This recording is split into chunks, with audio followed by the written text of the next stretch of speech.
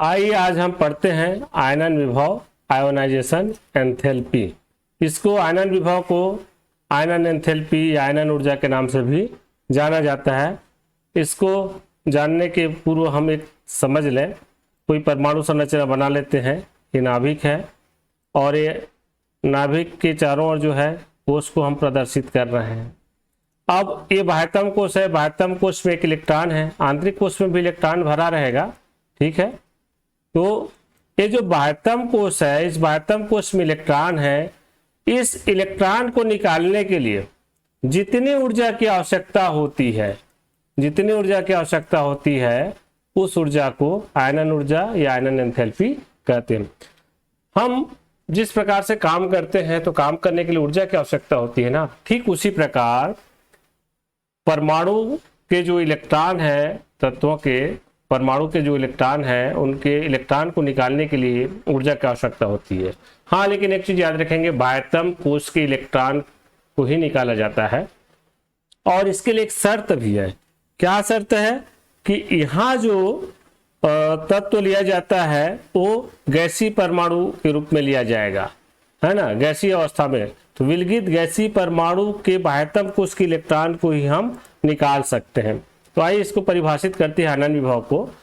किसी विलगित गैसीय परमाणु, विलगित मतलब स्वतंत्र ना, गैसीय परमाणु से एक इलेक्ट्रॉन निकालने के लिए आवश्यक ऊर्जा आयनन विभव या प्रथम आयनन ऊर्जा कहलाता है, प्रथम आयनन विभव कहलाता है। पहला इलेक्ट्रॉन निकालेंगे तो प्रथम आयनन विभव। और एक चीज याद रखना, बाह्यतम कोष का इलेक्ट्रॉन ही निकलता है ना। ये देखिए, इसका जो आयनन विभव का जो मापेंगे ईवी से, इलेक्ट्रॉन वोल्ट या किलो कैलोरी प्रति मोल या किलो जूल प्रति मोल से। अब इसको हम इससे समझ लें। देखिए ये एक एटम है, मतलब ये विलगित गैसीय परमाणु है, स्वतंत्र गैसीय परमाणु है। और इसको हमने क्या दिया, ऊर्जा दिया। ऊर्जा दिया तो देखिए इलेक्ट्रॉन बाहर निकल गया, बाहर निकल गया तो ये अपने आयन के रूप में परिवर्तित हो गया, ये प्लस आयन के रूप में परिवर्तित हो गया। तो ये जो है पहला ऊर्जा लग रहा है, ये हमारा प्रथम आयनन विभव कहलाता है या प्रथम आयनन ऊर्जा कहलाता है, ठीक है। हम जो है, अब ये जो आयन बना, इस आयन के जो परमाणु आयन है, इसमें से पुनः अगर हम एक इलेक्ट्रॉन निकालना चाहें, पुनः एक इलेक्ट्रॉन निकालना चाहे तो क्या होगा, फिर ऊर्जा की आवश्यकता होगी, जिसको हम E2 से प्रदर्शित करेंगे। और अधिक ऊर्जा की आवश्यकता होगी क्योंकि इलेक्ट्रॉन की संख्या कम है और वहां पे प्रोटॉन की संख्या ज्यादा होगा, तो नाभिक के आकर्षण बल अधिक हो जाएगा। नाभिक जो इलेक्ट्रॉन को अधिक मजबूती से बांधेगा, तो इस इलेक्ट्रॉन को निकालने के लिए अधिक ऊर्जा की आवश्यकता होती है, जिसको E2 बोल रहे हैं, द्वितीय आयनन विभव है। तो ये जो है A2 प्लस पॉजिटिव आयन बनाएगा। अब A2 पॉजिटिव आयन है, मान लो इसका भी एक इलेक्ट्रॉन निकालना चाहे, तो एक इलेक्ट्रॉन निकालना चाहे तो और ऊर्जा की आवश्यकता होगी, जिसको हम बोल सकते हैं E3 बोल सकते हैं, तृतीय आयनन विभव बोल सकते हैं। और निकलेगा तो फिर ये जो आयन बना देगा A3 पॉजिटिव प्लस।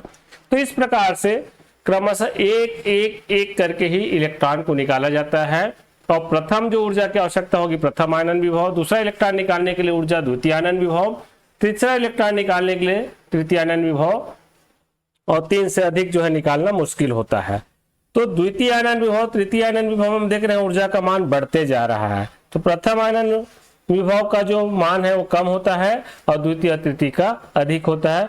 तो इसको हम लिख सकते हैं इस प्रकार से, नोट में मैं लिख दिया हूं। देखिए, दूसरे और तीसरे इलेक्ट्रॉन को बाहर निकालने के लिए प्रयुक्त ऊर्जा को द्वितीय आयनन विभव या तृतीय आयनन विभव कहते हैं। ये देखिए यहाँ पे E2 के रूप में प्रदर्शित किया गया, ठीक है। E2 पॉजिटिव है, फिर E2 पॉजिटिव आयन बन गया, फिर तीसरा हमने ऊर्जा लगाया और तृतीय आयनन विभव हो जाएगा हमारा, ये 3 प्लस आयन बनाएगा। फिर दूसरे और तीसरे आयनन ऊर्जा का मान क्रमशः अधिक होता है। तो प्रथम आयनन ऊर्जा का मान कम, द्वितीय का अधिक, तृतीय का सबसे अधिक होगा। आयनन विभव की आवर्तीता। अच्छा, आवर्तीता किसको कहते हैं, आप आवर्त सारणी वाले पाठ में पढ़ चुके हो, फिर भी मैं बता दूं कि आप जानते हैं आवर्त सारणी में तत्वों को बढ़ते हुए परमाणु क्रमांक के आधार पर रखा गया है और कुछ निश्चित अंतराल बाद उन तत्वों के गुणों में पुनरावृत्ति होती है, जो कि एक ही समूह में रखा गया है। तो हम बोल सकते हैं आवर्तीता को, है ना। ठीक, तत्वों के गुणों में निश्चित अंतराल बाद जो पुनरावृत्ति होती है वह आवर्तिता कहलाती है। तो आवर्तिता दो चीज में देखते हैं, एक आवर्त में जो हमारे आवर्त सारणी में और 7 आवर्त हैं आप जानते हो, और 18 वर्ग है। तो आवर्त और वर्ग दोनों में जो है आवर्तिता को देखा जाता है तत्वों के जब आवर्ती गुण बढ़ते हैं तो, चाहे वो परमाणु त्रिज्या हो, चाहे आयनन विभव हो, चाहे ऋण विद्युता हो, चाहे इलेक्ट्रॉन बंधुता हो, हम आयनन विभव की आवर्तिता देखते हैं। तो सबसे पहले देखें आवर्त में। तो आवर्त में है ना, किसी आवर्त में जब हम बाएं से दाएं जाते हैं तो आयनन विभव का मान बढ़ जाता है। किसी आवर्त में बाएं से दाएं जाने पर आयनन विभव का मान बढ़ जाता है। क्यों? क्योंकि किसी आवर्त में बाएं से दाएं जाते हैं तो नाभिकीय आवेश का मान भी बढ़ जाता है, और नाभिकीय आवेश का मान बढ़ने से परमाणु का आकार कम हो जाता है, और कम होने से क्या होता है, परमाणु के आयनीकरण हेतु अधिक ऊर्जा की आवश्यकता होती है। आप इस प्रकार से समझना, देखिए इस प्रकार से कोश है, ठीक है। अब ये हम परमाणु का नाभिक है, नाभिक है, ये प्रथम कोश है, इसको मैं बोल दूं 1s, इसको दे दो 2s और इसको दे दो 2p। तो देखिए 1s में आप जानते हो यहाँ पे 2 इलेक्ट्रॉन आते हैं, 2 इलेक्ट्रॉन आएगा। 2s में पूरा 1 फिर 2। 2p में यहाँ 2p में 1 से 6 इलेक्ट्रॉन आ सकते हैं, 1 से 6 इलेक्ट्रॉन। अच्छा, बाएं से दाएं जा रहे हैं ना आवर्त में, तो आवर्त में पहला जो है 1 इलेक्ट्रॉन भरा, फिर दूसरा भरा, उसी कोश में भर रहा है। तो ये क्या है ना, नाभिक जो है इनको अपने आकर्षण बल से खींचता है, उसके बीच जो आकर्षण बल रखता है, माने बाह्यतम कोश के इलेक्ट्रॉन नाभिक के द्वारा जो आकर्षण अनुभव करता है वही तो है प्रभावी नाभिकीय आवेश, ठीक है। अब यहाँ पे दूसरा में भरा, ये दूसरा इलेक्ट्रॉन है ना, सॉरी इसको पहला, इसको दूसरा बोले, तीसरा, चौथा इलेक्ट्रॉन आ गया। तो इनको भी जो है आकर्षित कर रहा है। क्यों? प्रोटॉन की संख्या भी बढ़ती जा रही है। प्रोटॉन की संख्या, जितने इलेक्ट्रॉन बाह्यतम कोश में जाते हैं उतना प्रोटॉन की संख्या भी बढ़ती जाती है। मतलब परमाणु क्रमांक के साथ साथ, या उदासीन परमाणु के लिए हम परमाणु क्रमांक बराबर इलेक्ट्रॉन की संख्या बराबर मानते हैं। अब आया 2p में, तो 2p में मान लो 1 इलेक्ट्रॉन भरा, तो यहाँ पे एक आवेश भी बढ़ेगा, ये आकर्षण बल से बांधेगा। दूसरा इलेक्ट्रॉन इसी कोश में आ रहा है और ये प्रोटॉन भी बढ़ रहा है, प्रोटॉन की संख्या, ये इसको आकर्षित करेंगे। फिर तीसरा बढ़ रहा है। तो कहने का मतलब हम देख रहे हैं टोटल जो 1 से 6 इलेक्ट्रॉन इस पी उपकोष में, एक ही उपकोष में 6 इलेक्ट्रॉन भरते जाएंगे और प्रोटॉन की संख्या भी साथ में बढ़ती जाती है। तो उन इलेक्ट्रॉनों को ये जो है प्रबल आकर्षण बल से बंधित कर देता है।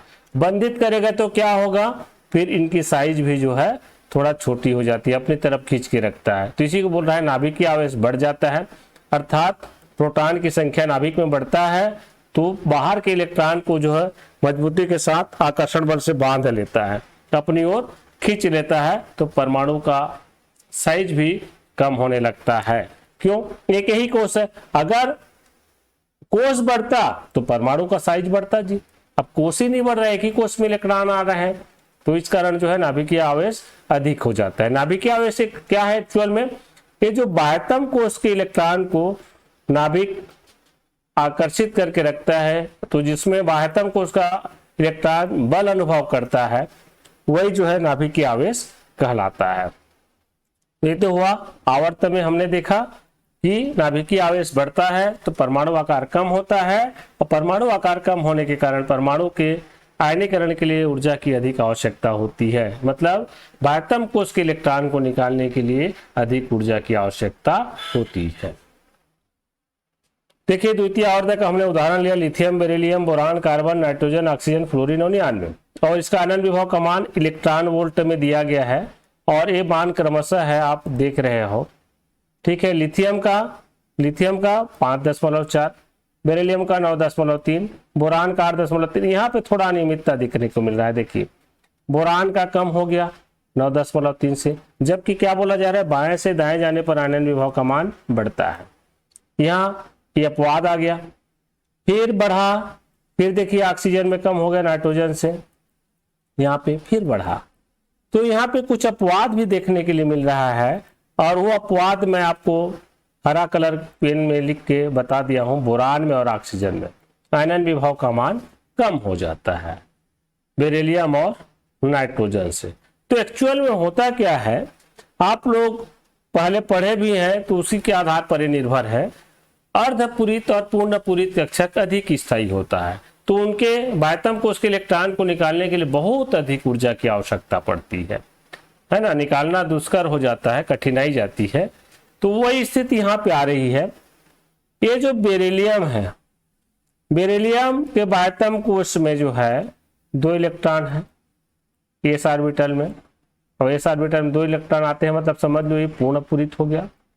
नाइट्रोजन की बात करें, ये पी उपकोश में इसका जो है 3 इलेक्ट्रॉन है, तो पी उपकोश में अधिकतम कितना इलेक्ट्रॉन आता है, 6 के आधा 3 है, तो अर्धपूरित कक्षक हो गया ये। तो पूर्णपूरित कक्षक बेरिलियम हो गया, और ये जो है अर्धपूरित कक्षक हो गया नाइट्रोजन। तो इनके इलेक्ट्रॉन को निकालने के लिए जो है बहुत अधिक ऊर्जा की आवश्यकता पड़ेगी। लेकिन बोरान का और ऑक्सीजन का कम क्यों लग रहा है, बोल रहा है क्योंकि बोरान में नया पी ऑर्बिटल आ जाता है, इसमें पी ऑर्बिटल प्रवेश करता है, तो 1 इलेक्ट्रॉन है इसमें, वो इस इलेक्ट्रॉन को निकालने के लिए कम ऊर्जा की आवश्यकता पड़ेगी, क्योंकि नाभिक से थोड़ा दूर हो गया पी ऑर्बिटल। ठीक है। और यहाँ पे ऑक्सीजन की बात करें तो ऑक्सीजन में भी क्या होता है, पी ऑर्बिटल में देखते हैं तो ये जो तीसरा 4 इलेक्ट्रॉन होते हैं, चौथा इसमें रहता है, तो इस चौथा इलेक्ट्रॉन को निकालने के लिए हमको कम ऊर्जा की आवश्यकता होती है। इस कारण आयनन ऊर्जा का मान कम हो जाता है।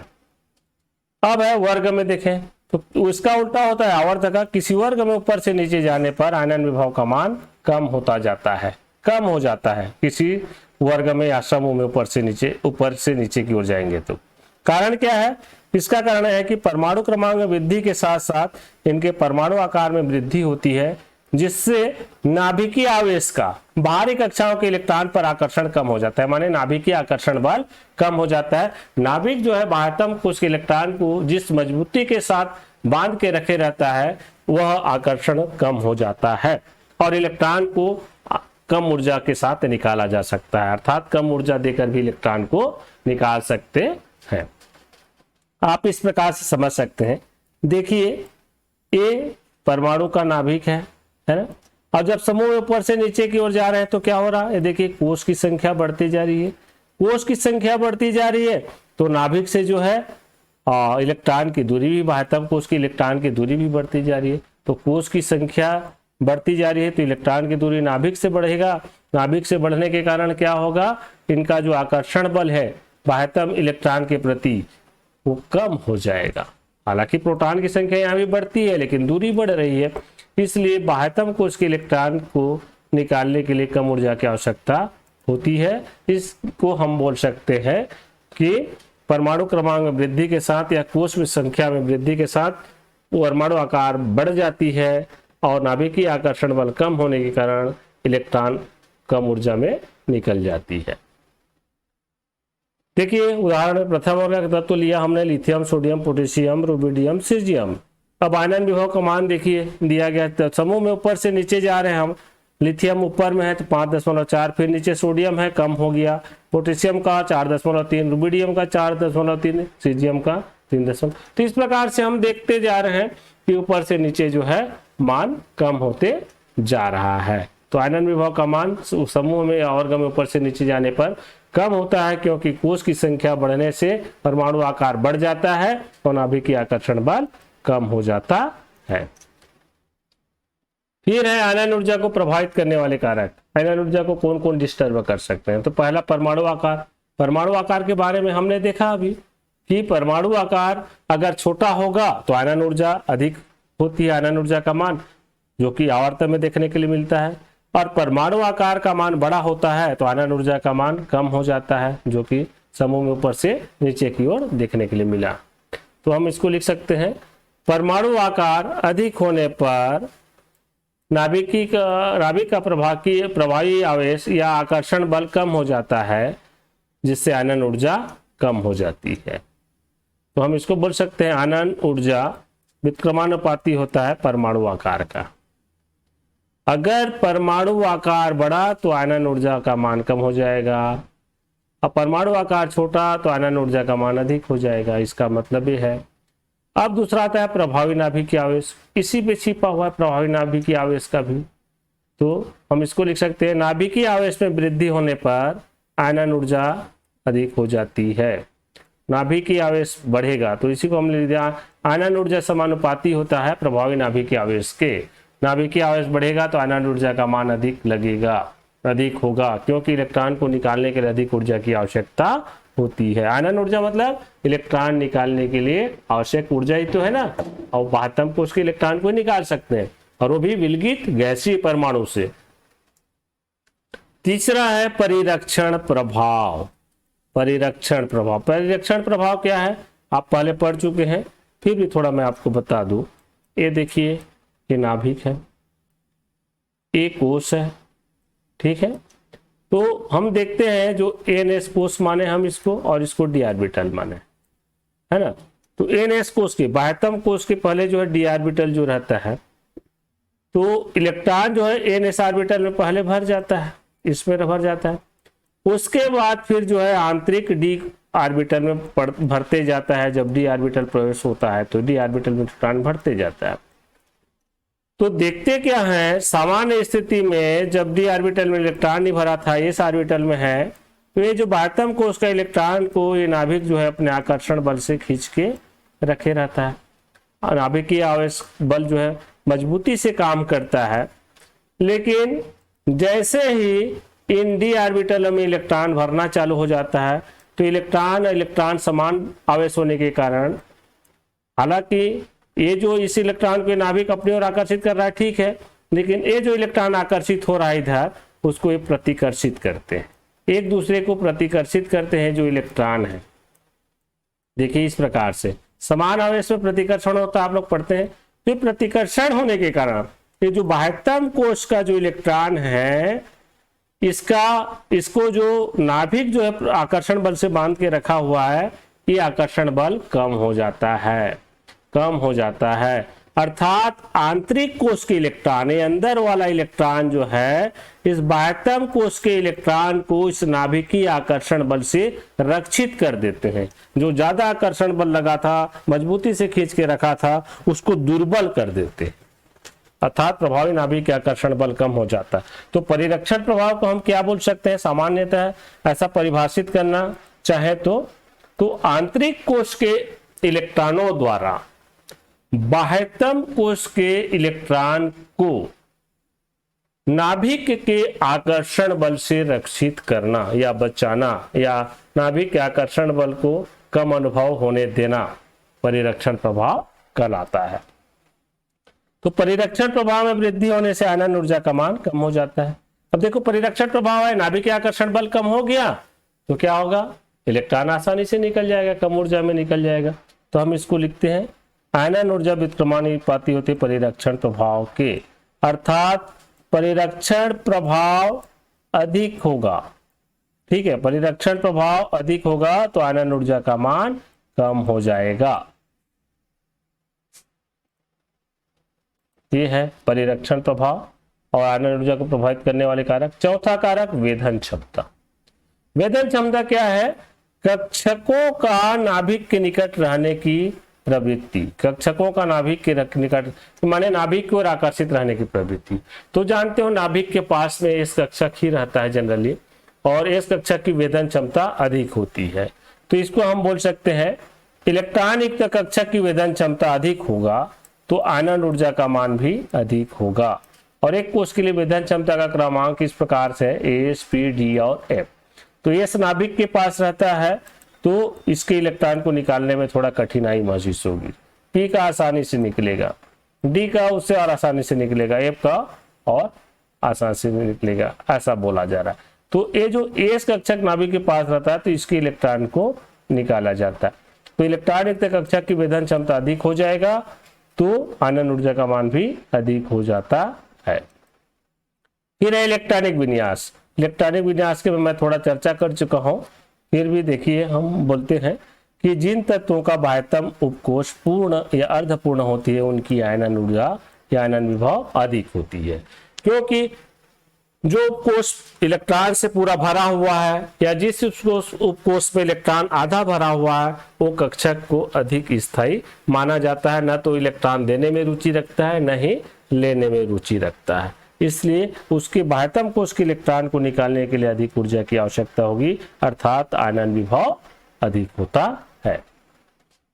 जैसे यहाँ पे उदाहरण लिया गया है, नाइट्रोजन का आयनन विभव ऑक्सीजन से अधिक है, बेरिलियम का आयनन विभव बोरान से अधिक है, अर्थात ऑक्सीजन का कम हो जा रहा है और बोरान का भी कम हो जा रहा है। नाइट्रोजन का अधिक हो जा रहा है, बेरिलियम का अधिक है। क्यों? नाइट्रोजन और बेरिलियम में जो है हमने देखा है ना कि बेरिलियम में पूर्ण उपकोष भरा हुआ है, एस ऑर्बिटल, और नाइट्रोजन का पी उपकोष जो है आधा भरा हुआ है, तो इनके इलेक्ट्रॉन को निकालने के लिए अधिक ऊर्जा की आवश्यकता होती। लेकिन ऑक्सीजन बोरान का क्यों निकाल सकते हैं? तो बोरान में देखें हम लोग नया पी ऑर्बिटल आ रहा है और नाभिक से दूर भी हो रहा है, तो एक इलेक्ट्रॉन है आसानी से निकल सकता है।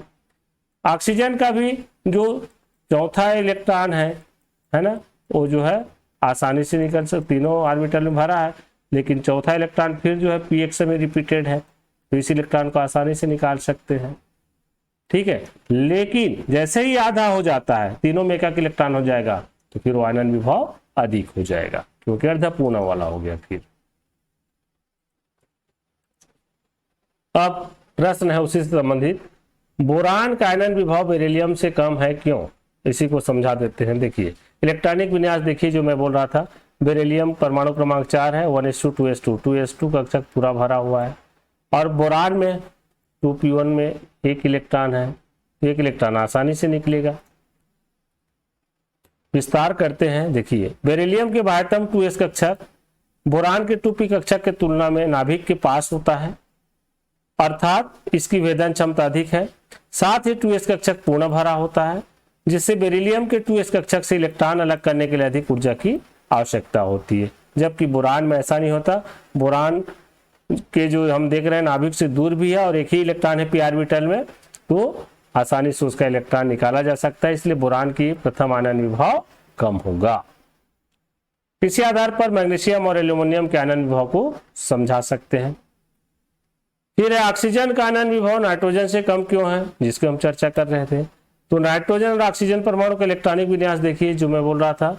अब नाइट्रोजन में देखिए 2px 2py 2pz में एक एक इलेक्ट्रॉन है, ये देखिए, माने ये अर्धपूरित ऑर्बिटल है, अर्धपूरित है, इसमें क्या है, एक एक इलेक्ट्रॉन है। इस प्रकार से हम इलेक्ट्रॉन को दर्शा सकते हैं। और 2p ऑक्सीजन वाले में देख रहे हैं, तो ऑक्सीजन वाले में एक इलेक्ट्रॉन, यहाँ दूसरा इलेक्ट्रॉन, ये तीसरा इलेक्ट्रॉन और चौथा इलेक्ट्रॉन का युग्मन होता, तो ये चौथा इलेक्ट्रॉन को आसानी से निकाला जा सकता है, क्योंकि वो ज्यादा स्थायी नहीं होता है। तो इसको हम व्याख्या कर सकते हैं, नाइट्रोजन के पी कोष के तीनों कक्षक px pyz अर्धपूरित है, अतः इनसे इलेक्ट्रॉन को पृथक करने हेतु तो अधिक ऊर्जा की आवश्यकता होगी। तथा नाइट्रोजन का आयनन विभव अधिक है और ऑक्सीजन का कम है। ऑक्सीजन में ऐसा नहीं है, ऑक्सीजन के 2pz के 2p कोष के चौथा इलेक्ट्रॉन को आसानी से निकाला जा सकता है। और इसी आधार पर सल्फर और फास्फोरस जो अगला आवर्तक के तत्व है, उनके आयनन विभव को समझाया जा सकता है। तो इस प्रकार से आप आयनन विभव को समझ सकते हैं। अगर किसी को कोई कठिनाई होता है समझने में, तो आप जो है